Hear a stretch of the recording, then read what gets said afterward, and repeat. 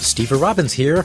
Welcome to the Get It Done Guys, quick and dirty tips to work less and do more. It's resume time. I sure hope this isn't true for you, but lots of us are pounding the pavement looking for jobs. Oh, we thought we had nice, stable employment, and then wham! The economy collapses, bank CEOs get $100 million bonuses, and we get to dust off our resumes. There's only one problem. Several million other people are dusting off their resumes at the same time. When your resume lands on someone's desk, you want that person to find your resume more impressive, more amazing, and more valuable than any of the other resumes. Let's review some of the principles of writing good resumes. First of all, tell the truth. I know you're proud of that fictitious past you've created, complete with endorsements from the Queen.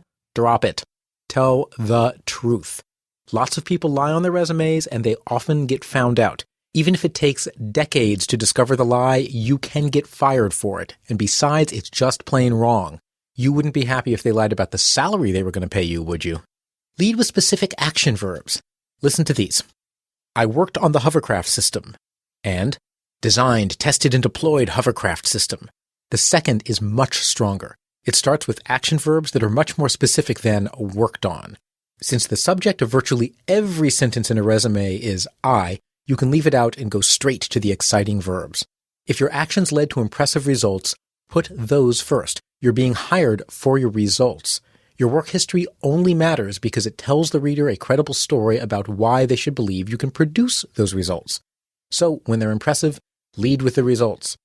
Reduced transportation costs for a zombie world domination army by 30%. By creating hovercraft transport system.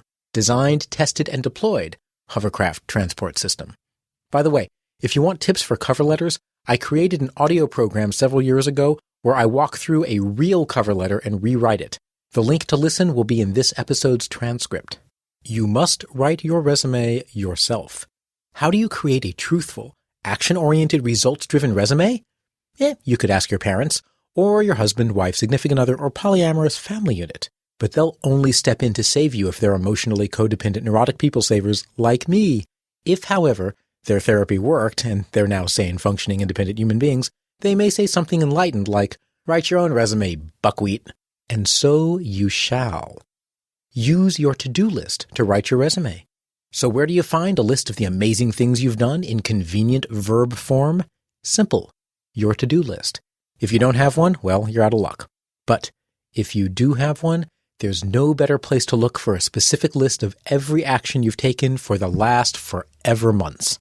You won't be copying to-do items verbatim. Your to-do items might include wash socks and prepare marketing posters. Those don't belong on your resume quite like that. Scan your old to-do lists, and for each item, ask what project the item belonged to and what results it produced for the company. Wash socks. Part of general morale building. It didn't produce specific results for the company, but since it allowed you to move out of your separate containment trailer back into the main office, you saved the company a small fortune in facilities expenses. Prepare marketing proposal. Part of our new product launch.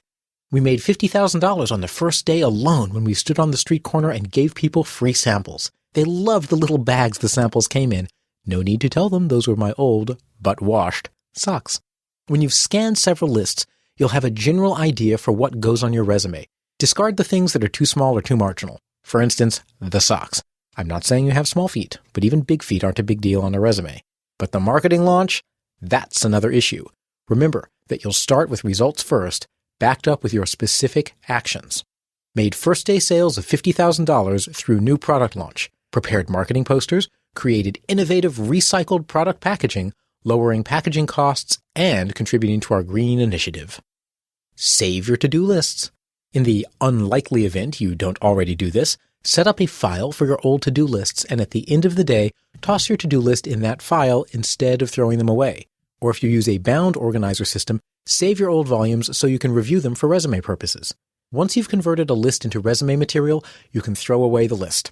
I find it easiest to save them for about a year, then I update my resume or bio and toss the to-dos all at once. Happy resume creating. Save your to-do lists. Use them to pull out the projects you worked on and the results you produce for the company. Put them into action verb specific sentences, and voila! Your resume will be gorgeous, truthful, and specific. The other candidates won't stand a chance.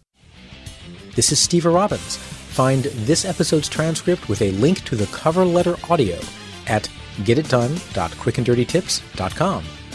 Work less, do more, and have a great life.